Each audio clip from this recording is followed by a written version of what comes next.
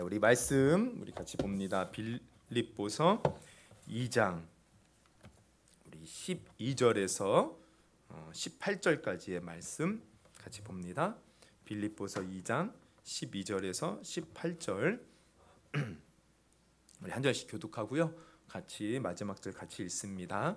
그러므로 나의 사랑하는 자들아, 너희가 나 있을 때뿐 아니라 더욱 지금 나 없을 때에도 항상 복종하여 두렵고 떨림으로 너희 구원을 이루라. 너희 안에서 행하시는 이는 하나님이시니 자기의 기쁘신 뜻을 위하여 너희에게 소원을 두고 행하게 하시나니 모든 일을 원망과 시비가 없이 하라. 이는 너희가 힘이 없고 순전하여 어그러지고 거스르는 세대 가운데서 하나님의 흠없는 자녀로 세상에서 그들 가운데 빛들로 나타내며 생명의 말씀을 밝혀 나의 다름질이 헛되지 아니하고 수고도 헛되지 아니하므로 그리스도의 날에 내가 자랑할 것이 있게 하려 함이라. 만일 너희 믿음의 제도가 섬김 위에 내가 나를 전제로 드릴지라도 기뻐하고 너희 무리와 함께 기뻐하리니 아멘. 18절 같이 읽습니다. 이와 같이 너희도 기뻐하고 나와 함께 기뻐하라. 아멘. 아멘. 네. 할렐루야. 네. 오늘 마지막 절 보면 우리 하나님 바울은요 성도들에게 기뻐하라고 말하고 있습니다. 우리 빌립보서의 특징 중 하나는요 기뻐하는 거예요. 기뻐하는 거. 그런데 우리가 알다시피 사도 바울이 이 서신을 쓸 때는 로마의 옥중에 있었을 때라는 거죠. 어떻게 보면 기뻐할 수 있는 상황이 아니라는 거예요. 그러나 사도 바울은 기뻐했어요. 왜 그랬을까? 이게요 영적인 비밀이더라고요. 이게 하나님과 늘 하늘 문이 열려서 이게 통하는 사람은요 어떤 상황 속에서도 기뻐하는 겁니다. 그러나 하나님과 이 뭔가 막혀 있으면 감옥이 아니라 궁전에 있어도 화려한 어떤 신하들의 이런 섬김을 받고 맛있는 것을 먹고 좋은 옷을 입고 이 아름다운 이불에서 자도요 기쁘지 않아요. 왜? 우리 영혼이 하나님과 단절되어서 죽어 있기 때문에. 여러분, 그러므로 우리가 예배를 드릴 때도 마찬가지입니다. 오늘 새벽에도 나눈 말씀이지만 아담과 하와가 범죄하여 에덴 동산에서 쫓겨났어요. 그랬더니 죄가 계속해서 인간을 이렇게 지배하기 시작해요. 가인이 결국 아벨을 죽입니다. 근데 사실 우리가 그 말씀을 보면 하나님은요 가인이 아벨을 죽이지 못하도록 미리 경고하셨어요. 그러지 마라. 너 죄가 지금 너를 틈타고 오는데 너가 그 죄에 엎드려지지 마라. 이겨내라. 근데 그 말을 무시하고 끝내 자기 분을 이기지 못하고 이렇게 죽이죠. 그리고 나니까 죄가 이렇게 들어오잖아요. 점점 하나님과 멀어지는 거예요. 에덴 동산에서 아담과 하와는 어쩔 수 없이 쫓겨났지만 그러나 가인은요 말씀을 보니까 여호와 앞에서 스스로 떠나갑니다. 하나님과 떠나는 거예요. 그러면서 노시라는 땅에 거주하는데 이 노시라는 땅의 이름 자체의 의미가 뭐냐면 유리하다, 배회하다, 방황하다. 그러니까 비록 노시라는 땅에 거주했지만 방황하는 거예요. 하나님 없이 사는 인생. 그러니까 죄는요 끊임없이 하나님과 멀어지게 만들더라고요. 그래서 하나님 없이 내가 잘 살아보려고 노력해요. 그래서 이 가인이요 이제 성을 지어요. 왜? 자기를 보호하고 지키기 위해서. 그러나 그 후손들의 삶을 보면 계속 죄악으로 빠져드는 것을 보게 돼요. 그러다가 결국 어떻게 돼요? 나중에 노아의 홍수 시대 하나님 인간들을 보고 아주 그냥 실망하시고 후회하셔서 어떻게 합니까? 물로 다 심판하더라는 거예요. 멸망받는 그 끝을 파멸을 맞이하더라는 거죠. 그러니까 이게 우리 각각의 영적 상태이기도 합니다. 우리가 하나님 앞에 내 죄를 회개치 않고 계속 쌓아두면 이게 하나님과 멀어져요. 그러다 보면 결국 내 삶이 하나님과 동떨어진 삶. 물론 겉으로는 우리가 이렇게 신앙생활할 수 있어요. 예배에 나올 수 있어요. 근데 예배를 드려도 하나님과 어떤 만남, 교감이 없기 때문에 기쁨이 없는 거예요. 감사가 없는 거예요. 은혜가 없는 거예요. 왜? 뭔가 죄의 담이 가로막혀 있으니까. 그래서 우리가 기쁨을 누리고 감사를 누리기 위해서는요 우리 안에 있는 이 죄의 문제를 해결해야 됩니다. 할렐루야. 그것만 해결되면 뚫리는 거야. 다시 기쁨이 회복되고 감사가 회복되고 막 그 전에 예전에 내가 하나님 앞에 뜨거웠던 그 마음들, 막 그 성령 충만했던 마음들 우리 다시 회복할 수 있습니다. 할렐루야. 근데요, 그 죄를 깨닫게 하는 방법 중에 하나는요, 하나님의 말씀이 들어올 때예요. 그래서 오늘 수요 예배 때 우리가 제가 이 수요 예배 때는요, 그러니까 이게 지금 이 말씀 본문에서 이 말씀들을 제가 의미를 풀어주면서 말씀을 전하잖아요. 물론 이러한 유형의 말씀이 설교가 지루할 수 있어요, 때로는. 그렇지만 이 말씀이야말로 정말 하나님 말씀에서 벗어나지 않는, 정말 하나님이 우리에게 말씀하시고자 하는 그 말씀 그 자체라는 거죠. 그러면 이 말씀으로 우리가 잘 받아서 이 말씀으로 내 자신을 돌아보고 내가 깨닫고 회개할 것이 있다면 회개한다면 여러분 이것만큼 더 내 영혼에 유익이 되는 일이 없는 줄 믿습니다. 할렐루야.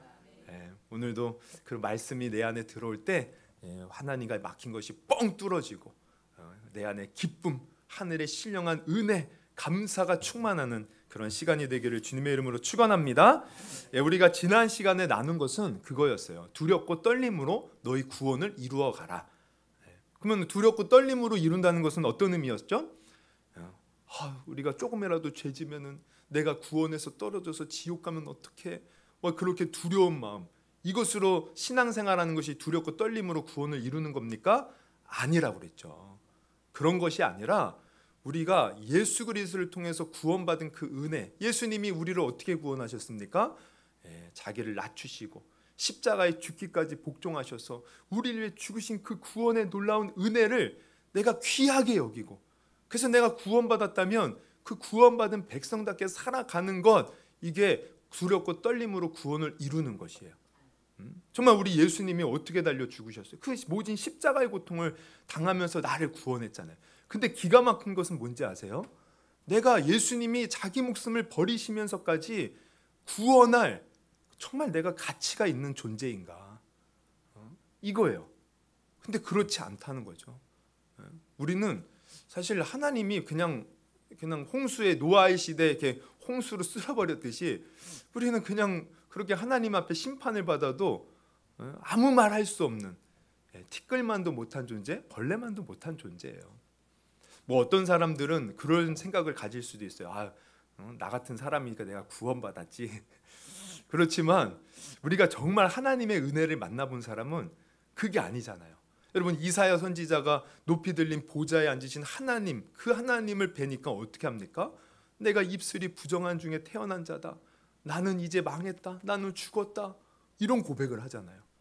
베드로가 예수님을 만나니까 어떻게 됩니까? 주여 나는 죄인입니다. 나를 떠나소서. 여러분, 이게 우리의 모습이에요. 바울이 예수님을 만나니까 나는 죄인 중에 괴수라고 고백하는 거예요. 그러니까 우리가 사실 하나님 앞에 그냥 티끌만도 못한, 벌레만도 못한 존재들이죠. 그런데 우리 예수님은 이런 죄인을 위해서 십자가에 달려 자기의 생명, 고귀한 생명을 다 우리를 위해 드리셨다는 거예요. 그러면 우리는 어떻게 해야 돼요? 진짜 구원받은 백성이라면 이 구원을 귀하게 여기는 거예요. 어떻게 하나님이 나에게 이런 구원의 은혜를 베푸셨는가? 이것을 귀하게 여기고, 내가 이제는 과거에는 그저 나를 위해서 내 생각대로 내 마음대로 살았다면 이제는 그게 아니죠. 나는 주의 것입니다. 주님 마음대로 하옵소서. 영생을 얻었으니 이제는 나도 주님을 위해 살겠습니다. 그래서 내가 주를 위해 사는 것, 이게 두렵고 떨림으로 구원을 이루는 줄 여러분 아시기를 바랍니다. 우리 고린도 후서 5장 15절 말씀 하나 같이 봅니다. 시작. 그가 모든 사람을 대신하여 죽으심은 살아있는 자들로 하여금 다시는 그들 자신을 위하여 살지 않고 오직 그들을 대신하여 죽었다가 다시 살아나신 이를 위하여 살게 하려 함이라. 아멘, 아멘. 우리 분당 우리 교회 이찬수 목사님이 쓰신 아이덴티티라는 이제 책이 있어요. 그 책을 보면 이런 얘기가 나옵니다. 수년 전, 우리가 벌써 한 10년도 더 넘은 것 같은데, 우리 IT에서 큰 지진이 났었죠. 그때 이제 유엔 여직원의 딸 셋과 남편이 머물고 있던 호텔이 무너졌어요. 그녀는 이제 소식을 듣자마자 위험을 무릅쓰고 가족이 머물던 호텔로 달려갔습니다. 완전히 무너진 건물을 이리저리 헤매고 있을 때 그 무너진 더미에서요, 살려달라는 울음소리가 들려왔어요. 가만히 들어보니까 이게 큰딸과 둘째 딸의 목소리였던 거예요. 딸들이 살아있구나. 그래서 아주 그냥 이제 아주 그냥 그 이제 딸을 구하기 위해서 막 이제 그 자네들을 하는데 그 어떻게 구하면 건물이 무너졌는데 그냥 그렇게 막 흙으로 맨손으로 막 하다가 결국은 큰 딸과 둘째 딸이 죽었어요. 그리고 나서 이제 나중에 이렇게 이제 기계들이 와서 이제 꺼내 보는데 이게 두 딸이 이제 이렇게 이제 건져내고 남편이 이제 죽은 또 남편의 이제 시신을 이렇게 잔해 속에서 발견됐는데 그 속에서 기적이 일어난 거예요. 죽은 줄만 알았던 2살배기 막내딸이요 남편의 이 품 속에서 살아 있었던 겁니다. 그래서 이 내용이 신문에 실렸는데 타이틀은 이러했습니다. 건물 무너져도 안 피한 남자, 그의 품엔 막내딸이 있었다. 알고 보니 사실 아버지는요 충분히 도망갈 수 있었어요. 근데 딸들을 살리고자 그 딸을 품 안에 이렇게 품고 결국 거기에서 이제 죽게 된 거죠. 그렇다면 우리가 생각해 볼 때 이 아이가 자라서 자기의 목숨이 아빠가 바꿔준 생명이라는 것을 알게 된다면 그 아이는 어떤 인생을 살게 되었을까? 아마 그 딸아이는 커서 이렇게 생각했을 거예요. 내가 어떻게 살게 된 인생인데 내가 이렇게 살면 안 되겠지. 아빠의 생명과 바꾼 인생인데 부끄럽지 않은 인생을 살아야겠다. 이런 절박한 사명감 같은 게 있지 않을까? 그래서 이 이야기를 통해서 이찬수 목사님은 그 책에서 이렇게 말씀하셔요. 하나님은 나를 그리스도인으로 부르셨다.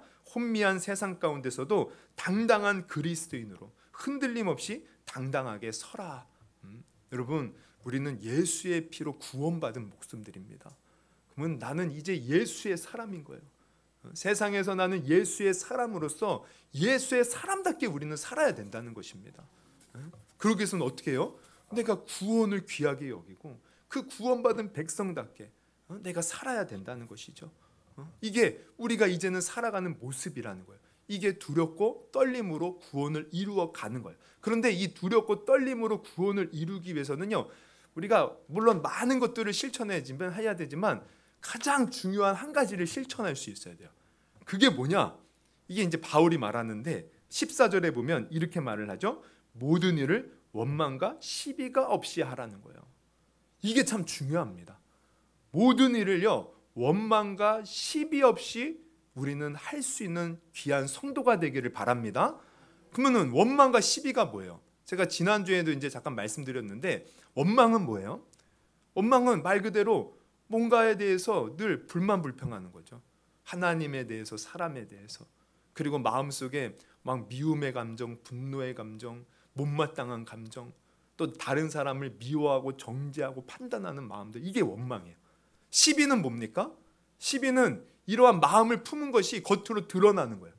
그래서 입술로 욕하고 행동으로 다른 사람에게 이렇게 막 대항하는 거, 막 다투려고 하는 거, 싸우려고 하는 거, 이게 이제 시비인 거죠. 우리가 이렇게 원망과 시비 없이 살아갈 때 구원을 두렵고 떨림으로 이루어 갈 수 있다. 왜 그런지 아십니까? 여러분, 좀 전에도 말씀드렸듯이 두렵고 떨림으로 구원을 이룬다는 것은 우리가 이 구원을 귀하게 여기고, 귀하게 여기고 우리가 구원답게 살아가요. 구원받은 백성답게 살아가는 것이라고 했잖아요. 근데 원망과 시비의 마음이 우리를 지배하잖아요. 그러면은 먼저는 이 구원의 그 감격을 잃어버려요. 주님이 나를 위해서 그 귀한 생명을 바친 것을 우리는 망각하며 사는 겁니다. 내가 지금 원망하고 시비하고 있다는 것은. 그러면 그런 사람이 어떻게 구원받은 백성답게 살 수 있겠어요? 정말 구원받은 이 백성, 이 구원을 귀하게 여기는 사람은 내가 죄인인데 하나님이 나 같은 자를 구원하셨어. 그래, 저 사람도 하나님이 사랑하겠지. 그래, 비록 저 사람이 잘못하는 것이 있지만 하나님은 저 사람도 분명히 불쌍히 여길 거야. 하나님이 나를 구원하신 것처럼, 나를 용서하신 것처럼 나도 용서하며 살아야지. 이런 마음이 드는 거예요.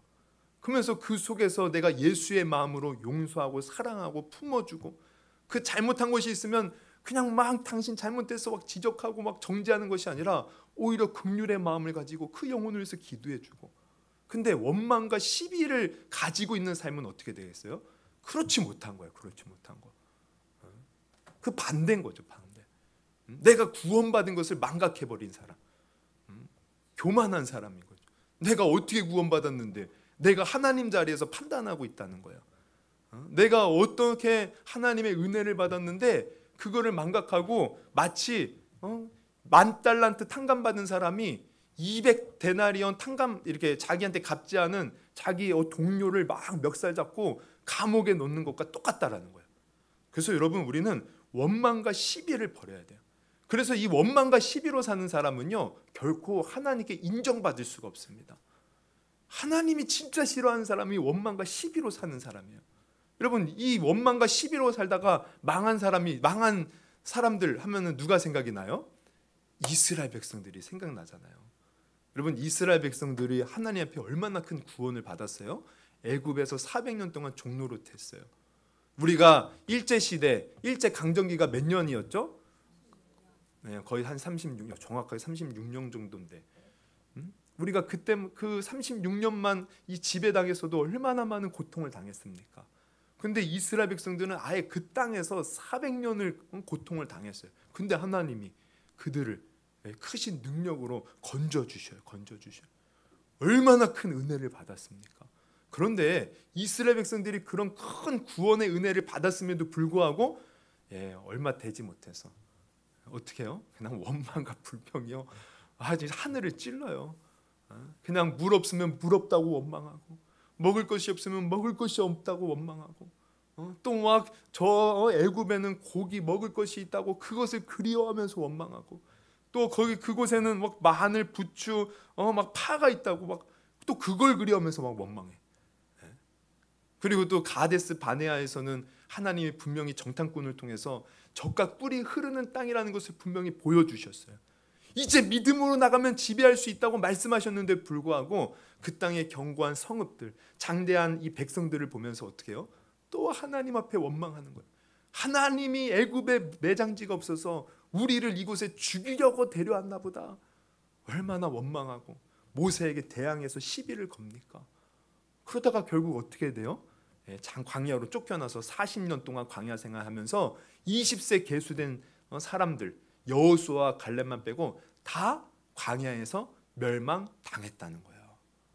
이것은 사실 지금 말세를 사는 우리에게 거울이 됩니다. 그래서 우리도 원망하지 말라는 거예요. 시비하지 말라는 거예요. 불만불평하지 말라는 거예요.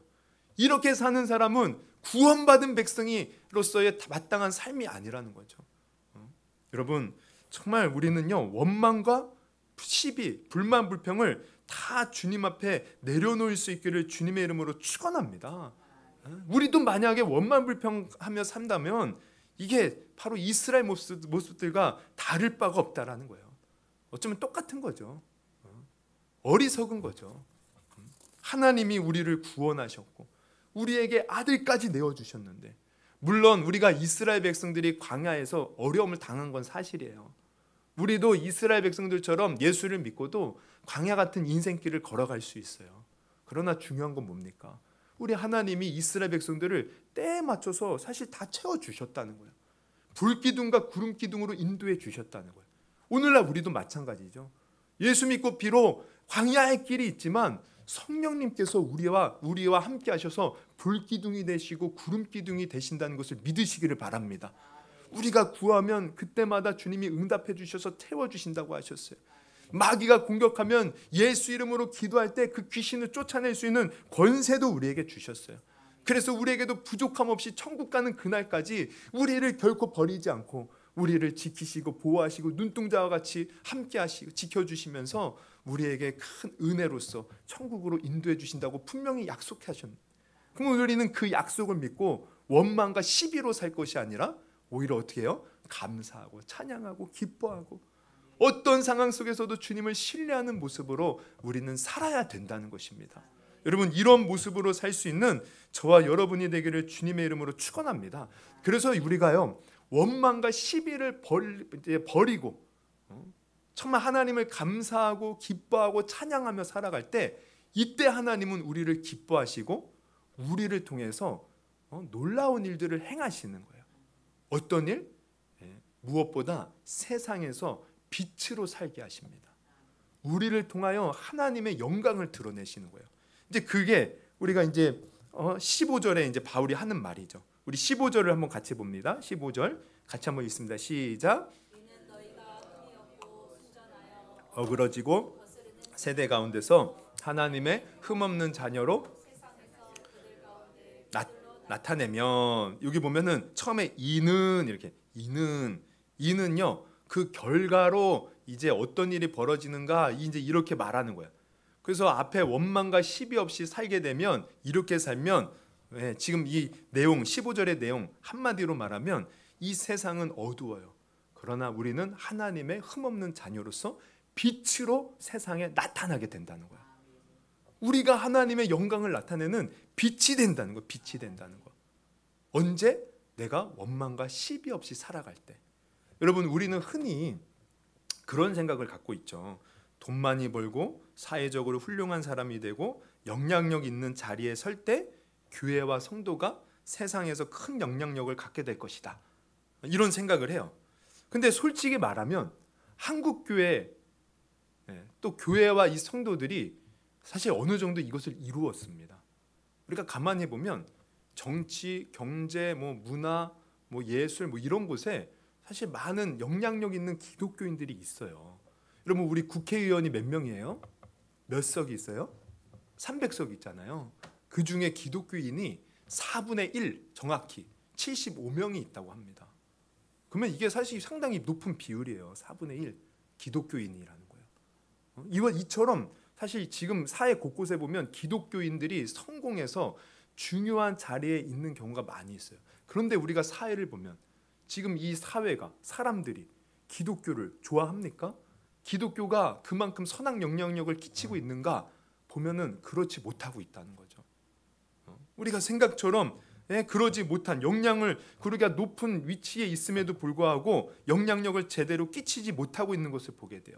그러면 왜 그러느냐?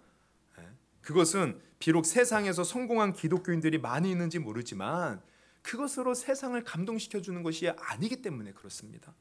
우리는 흔히 예수 믿어서 일이 잘 되면 사람들이 우리를 주목하고 교회가 부흥할 것이라고 생각하는데, 이것은 사실 기복적인 신앙, 어떤 샤머니즘적인 신앙이지 성경에서 말하는 것이 아니에요. 성경은요, 우리가 낮아질 때, 내가 세상을 향해서 섬기고 희생할 때 세상이 우리를 보고 감동한다고 말씀하고 있어요.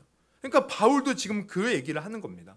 우리가 이 땅에서 하나님의 자녀로서 어두운 세상의 빛으로 나타내는 것은 무슨 대단한 성공을 이루어서 그렇게 되는 것이 아니라, 내가 마음을 다스리고 입술을 다스려서 원망과 시비 없이 살아갈 때 하나님의 흠없는 자녀로서 세상의 빛으로 나타낼 수 있다라는 것을 말하는 것이에요. 세상 사람들이 아는 유명한 사람이 되어야 한다는 것을 말하는 게 아니잖아요. 재능이 특출하고 신분이 높고 많은 재능을 갖고 있어야 세상이 주목할 것이라고 말하고 있는 것이 아니에요.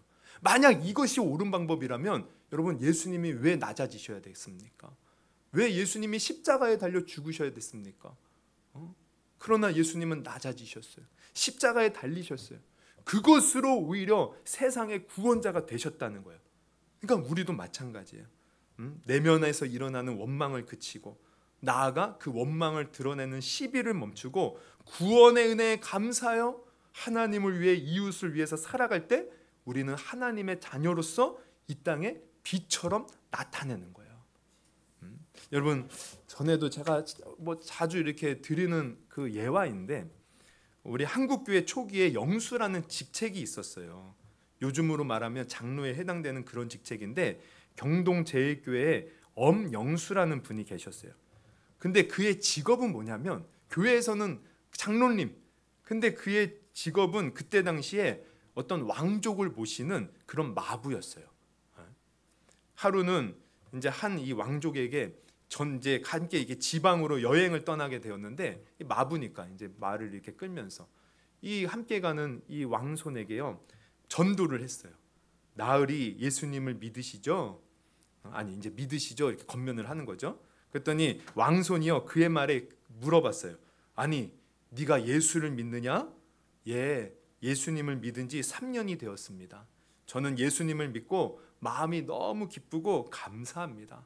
그 말을 들은 왕손이요 약간 비아냥거리듯이 그에게 이렇게 말을 했습니다. 예수님을 믿으면 너 같은 쌍놈이 뭐 양반이라도 된다더냐?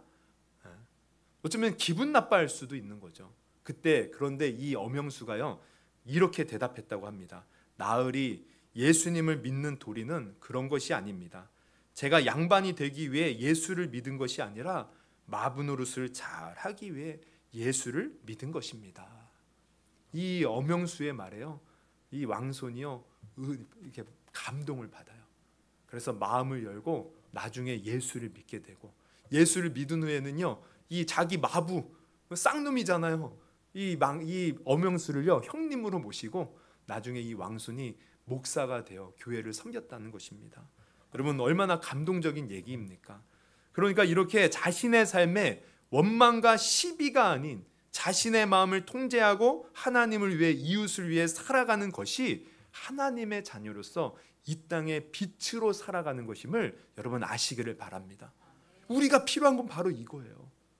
우리가 빛으로, 하나님의 자녀로 이 어둡고 거스른 세대에 하나님의 영광을 드러내는 것, 이게 우리에게 요구하는 것인데 그것이 바로 원망과 시비 없이 살아가는 거죠. 그리고 원망과 시비 없이 모든 일을 하게 되면요 16절 앞부분에 나온 것처럼, 우리 16절 볼까요? 앞부분에 보면 또 이렇게 말을 해요. 생명의 말씀을 밝히다. 생명의 말씀을 밝혀. 이 생명의 말씀을 밝힌다는 게 무슨 뜻이에요? 생명의 말씀은 곧 복음을 말합니다. 복음의 문이 열린다는 거예요. 할렐루야. 복음의 문이 열리는 거. 언제? 내가 원망과 시비 없이 살아갈 때. 그러니까 아까 좀 전에 말씀드렸던 이 엄영수라는 사람도 만약에 이 왕손이 막 비아냥거리면서 야, 너 쌍놈이 예수 믿으면 양반 된다고 믿으니까 그 믿는 거 아니야? 막 이럴 때 만약에 막 마음속에 화를 내고 막 판단하고 막 욕하고 그랬다면 여러분 복음의 문이 열렸겠습니까? 복음의 문은 닫혔을 거야. 닫혔을 거예요. 그러니까 좀 우리가 복음을 전한다고 하면서 우리 삶 속에 원망과 불만 불평의 모습으로 살아간다면 사실 우리가 아무리 열심히 복음을 전해도요 복음의 문은 닫히는 거예요. 우리가 그걸 알아야 돼요. 그래서 원망과 시비로 사는 사람들은 차라리 복음을 전하지 않는 것이 나아요. 왜? 아니 원망과 시비로 하는데 사람들이 그 원망과 시비로 가득 찬 사람이 예수 믿으세요 그러면 어떤 마음을 갖겠습니까? 야, 니나 잘 믿어라. 야, 니 예수 믿는 거 보니까 아우 나 예수 싫다. 교회 다니는 사람 지긋지긋하다. 이런 말 하지 않겠습니까? 그러나 반대로 우리가 진짜 원망과 시비 없이 감사하고 용서하고 사랑하고 기뻐하고 살아간다면 오히려 관심을 갖고요. 도대체 당신의 그렇게 기뻐하고 즐거워하고 행복한 그 비결이 뭡니까? 어쩌면 와서 물어볼 거예요. 우리의 모습을 보고 그들은 마음문을 열 것입니다. 여러분 보세요. 예수님이 십자가에 달려 죽으실 때 예수님을 십자가의 처형을 이끌었던 백부장이요. 예수님이 이렇게 십자가에서 죽으실 때 뭐라고 고백하는지 아십니까? 그가요. 누가복음 23장 47절에서 48절입니다. 백부장이 그 되는 일을 보고 하나님께 영광을 돌려 이르되 이 사람은 정녕 의인이었다 하고, 그러면서 이를 구경하러 모인 무리도 그 된 일을 보고 다 가슴을 치며 돌아간다. 아니 처음에는요 예수 십자가에 못 박으라고 그랬어요. 그래서 백부장이 그 옆에서 그 사형 모든 집행을 다 한 거예요. 옆에서 손수 본 거예요. 근데 다 그 모든 것을 마치고 예수님이 운명하고 나니까 고백하는 것은 이 사람은 진정으로 의인이었다. 하나님의 아들이었다. 다른 사람들도 이런 사람을 우리가 죽였구나. 그러면 뭘 보고 그런 말을 했을까요? 예수님이 십자가의 그 모진 고통을 당할 때 정말 우리가 일반적으로 생각할 수 없는 말과 행동을 하셨어요. 어떤 행동을 하셨습니까? 기도를 하죠. 뭐라고 기도하셔요? 주여 저들의 죄를 용서하소서. 아니 다른 이 살인자가 사형받을 때는요 막 욕해요. 야 니네들은 잘난 게 뭐가 있다고 막 그러면서 막 별 욕을 하면서 나 살려내면서 막 이러거든요. 근데 예수님은 오히려 자기를 손가락질하고 십자가에 못 박는 사람들 향해서 주여 저들의 죄를 용서하소서. 이 백부장이 듣는 거예요, 사람들이. 그리고 우리가 알다시피 양쪽에 이 흉악한 강도가 매달렸는데 한 명은 막 예수님을 비난했죠. 근데 한 명이 예수님을 변호해요. 그러면서 당신의 나라에 갈 때 나를 기억해달라. 그랬더니 예수님이요, 오늘 네가 나와 함께 낙원에 있다면서 위로하시는 거예요. 이거 옆에서 다 듣는 겁니다. 그리고 나중에 죽으실 때에도 주여 이 영혼을 받으시옵소서. 끝까지 하나님을 의지하는 그 모습, 그 입에서 그 죽음의 공포 속에서 공포를 느끼거나 두려워하거나 그래서 다른 사람을 원망하거나 막 욕하거나 한 모습이 없어요. 이 모습을 보니까 백부장 깜짝 놀라는 거예요. 야, 이 사람 진짜 의인이었구나. 다른 사람들도 그렇게 예수님 손가락질하면서 죽이라고 하다가 그 모습을 보고 우리가 잘못을 저지른 것이 아닌가 돌이켜가는 거예요. 여러분, 우리가 세상에 영향력을 끼치는 것은 바로 이 모습이라는 거예요. 원망과 시비 없이 우리가 살아갈 때 세상이 감동하는 겁니다. 원망과 시비 없이 살아갈 때 나를 통해서 하나님의 영광의 빛이 세상에 비춰지는 것이에요. 여러분, 세상을 한번 보십시오. 세상은 정말 어두워요. 어두워요. 그래서 사람들은 욕심과 탐욕으로 가득 차 있고 또 원망과 불평과 시기와 미움과 분노로 가득 차 있어요. 그러잖아요. 그냥 무슨 뉴스를 보면요, 어떤 사건이나 뭐 사고가 하나 터지면 서로 비난하고 헐뜯고 이거 바빠요. 이거 바빠요. 그리고 국민들도 반반으로 나눠져서 누가 오네 저가 오네 싸우기 바쁘고 막 여러분 댓글도 보십시오. 이제 어르신들은 우리 인터넷 뭐 이런 거 잘 안 하시니까 모르시겠지만 우리가 이게 이제 인터넷 이게 뉴스를 보잖아요. 그럼 거기 밑에 이제 댓글을 다는 게 있어요. 댓글을 다는 내용들을 보면요, 기가 막혀요. 막 별의별 욕도 써놓고 막 별 이상한 내용들이 엄청 많아요. 그러니까 연예인들이 그 댓글 자기 비난하는 댓글을 보고 예전에는 이 자살을 많이 했잖아요. 그걸 이기지 못하고 이 공인들이 그런 일들을 많이 당하죠. 세상이 이렇게 미쳐 돌아가고 있어요. 누구 하나 못 잡아먹어서 안달이에요. 미워하고 싸우고. 그런데 이러한 세상 가운데서 우리 기독교인들은 어떻게 살아야겠습니까? 때로는 제가 가슴 아픈 것은 이러한 세상의 어떤 논리 속에서 서로 싸우는 그 진영에 함께 기독교인들이 들어가서 같이 싸우는 거예요. 같이 싸우는 거. 자기는 옳다고 생각하지만 이미 다른 사람을 비난하고 헐뜯으면서 싸우는 것 그 자체가요, 이미 하나님께서 원하시는 모습이 아니라는 거죠. 원망과 시비를 그쳐야 된다는 거예요. 세상이 이렇게 미쳐 돌아갈 때, 어두울 때 우리는 어떻게 살아야 돼요? 그 반대로 살아가야 돼요. 사람들이 욕심낼 때 우리는 욕심을 더 버려야 돼요. 다른 사람이 욕심 1 부리면 우리는 10 막 욕심 부리고 100 부리고 살아야 됩니까? 아니죠. 욕심을 내려놔야죠. 사람들이 누군가를 미워할 때 미움이 아닌 사랑으로 대하고, 사람들이 원망하고 불평을 쏟아낼 때 감사와 찬양을 할 수 있다면 그것이 바로 세상에서 빛으로 살아가는 것이고 생명의 말씀 복음을 밝히는 삶이 된다는 것을 여러분 다시 한번 깨닫기를 주님의 이름으로 축원합니다. 그래서 바울은요, 성도들이 이렇게 살아간다면 그때 자신의 수고가 헛되지 않고 그리스도 앞에서 자랑할 것이 있다, 이런 이제 고백을 해요. 16절을 다시 볼까요? 생명의 말씀을 밝혀 나의 다름질이 헛되지 아니하고 수고도 헛되지 아니하므로 그리스도의 날에 내가 자랑할 것이 있게 하려 함이라. 그러니까 성도들이 너희가 원망과 시비 없이 사는 것, 서로 이렇게 아껴주고 위해주고 살면 그것이 내가 주님 앞에 섰을 때 자랑거리가 되겠다, 이 얘기를 하는 거죠. 그러면서 17, 18절에 바울은 계속 이렇게 말합니다. 만일 너희 믿음의 재물과 섬김 위에. 그러니까 이렇게 이것 자체도 지금 하나님의 이 복음에 걸맞는, 원망과 시비 없이 정말 이 두렵고 떨림으로 구원을 이루는 이 모습, 이러한 모습에 내가 나를 전제로 드릴지라도 나는 기뻐하고 너희 무리와 함께 기뻐하리니 이와 같이 너희도 기뻐하고 나와 함께 기뻐하라. 여기서 이제 전제로 드린다는 것은 뭐예요? 이 구약 시대에 보면요, 제물을 드릴 때 그에게 포도주를 붓는 게 있어요. 이 포도주가 전제입니다. 그러니까 이 제물에 자기가 전제로 드린다는 것은 자기가 그냥 이게 희생한다는 뜻이에요. 그냥 나를 희생한다. 너희들이 바른 믿음을 살아갈 수만 있다면 내가 희생당해도 나는 기뻐할 것이다. 그러니까 성도들의 이 바른 믿음, 원망과 시비 없이 두렵고 떨림으로 구원을 이루어가는 그 모습을 보면 사도 바울은 기뻐하겠다는 거. 그러면 사도 바울도 성도들이 바른 신앙으로 살아갈 때 기뻐하는데 우리 하나님은 우리가 바른 신앙으로 살아가면 어떻게 하겠습니까? 더 기뻐하시는 거죠.